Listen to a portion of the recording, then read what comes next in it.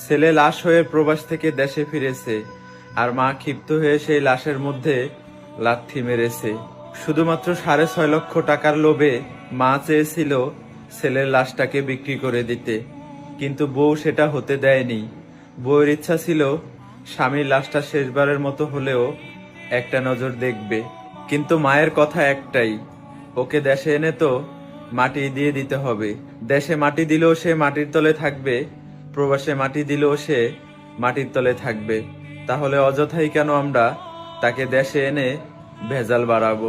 তাই মাকে যখন কফিল জিজ্ঞেস করলো এই লাশটা পাঠাইতে দেশে প্রায় 6.5 লক্ষ টাকার মতো লাগবে, আপনারা কি টাকা নিবেন নাকি লাশটাই টাকা খরচ করে দেশে পাঠাবো?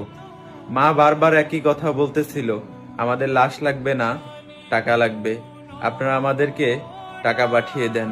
কিন্তু বউ সেটা হতে দেয়নি। শাশুড়ির হাতে পায়ে ধরে হলেও এই লাশটাকে সে দেশে আনতে চায়। বারবার যখন শাশুড়ির হাতে পায়ে ধরতেছিল, শাশুড়ি কোনোভাবেই লাশটাকে বাড়িতে আনার জন্য স্বীকৃতি দিতেছিল না। বউয়ের হাজারো চেষ্টায় শেষ পর্যন্ত লাশটা দেশে এসেছে, কিন্তু মা ক্ষিপ্ত হয়ে সেই লাশের মধ্যে হাজার হাজার মানুষের সামনে লাথি মেরেছে। এইরকম একটা ঘটনা বিশ্বাসের যোগ্য না।